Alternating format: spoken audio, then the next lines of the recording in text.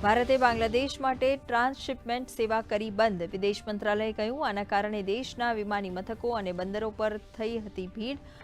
નિકાસમાં પડતી હતી મુશ્કેલી. બાંગ્લાદેશની નેપાળ અથવા ભૂટાનમાં થતી નિકાસ પર કોઈ અસર નહીં.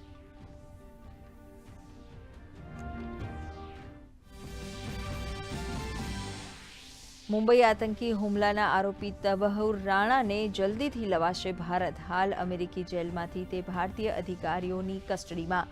આજે મોડી રાત્રે કે કાલ સુધી ભારત પહોંચવાની સંભાવના. ભારત પહોંચતા એનઆઈએ રાણાની કરશે ઔપચારિક ધરપકડ. વિશ્વ નવકાર મહામંત્ર દિવસની ઉજવણીના ભાગરૂપે વિજ્ઞાન ભવનમાં આયોજિત કાર્યક્રમમાં પ્રધાનમંત્રી નરેન્દ્ર મોદી રહ્યા ઉપસ્થિત. નવકાર મંત્રને ગણાવ્યું આસ્થાનું કેન્દ્ર. કહ્યું, નવું ભારત આધ્યાત્મ અને એઆઈની મદદથી સમાધાન શોધીને વિશ્વને આપશે નવી રાહ. તો અમદાવાદમાં આયોજિત કાર્યક્રમમાં જોડાયા મુખ્યમંત્રી ભૂપેન્દ્ર પટેલ.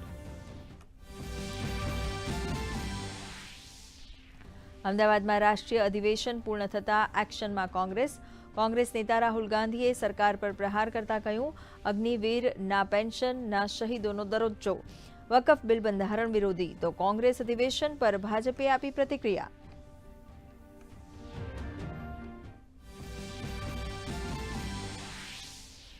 રાજ્ય સરકારે 16 આઈએએસ અધિકારીઓની બદલીના કર્યા આદેશ. વડોદરાના મ્યુનિસિપલ કમિશનર દિલીપકુમાર રાણાની હાયર એજ્યુકેશનના કમિશનર તરીકે કરાઈ બદલી.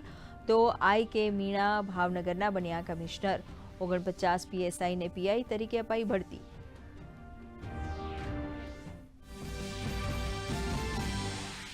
કપાસ સહિત ખરીફ પાકોનું વાવેતર કરતા ખેડૂતો માટે રાજ્ય સરકારનો નિર્ણય. નર્મદા કમાન્ડ વિસ્તારમાં સિંચાઈ માટે 1 મહિના વહેલું 15 મે 2025થી અપાશે પાણી. 13 લાખ ખેડૂતોને સિંચાઈનો મળશે લાભ.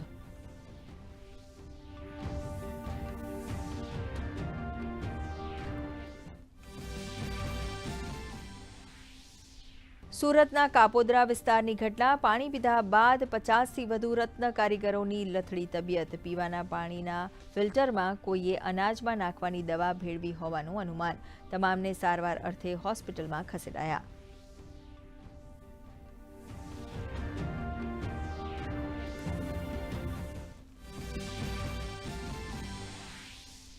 અને ઇન્ડિયન પ્રીમિયર લીગમાં આજે અમદાવાદના નરેન્દ્ર મોદી સ્ટેડિયમમાં ગુજરાત ટાઇટન્સ અને રાજસ્થાન રોયલ્સ વચ્ચે મુકાબલો. રાજસ્થાને ટોસ જીતીને પસંદ કરી બોલિંગ.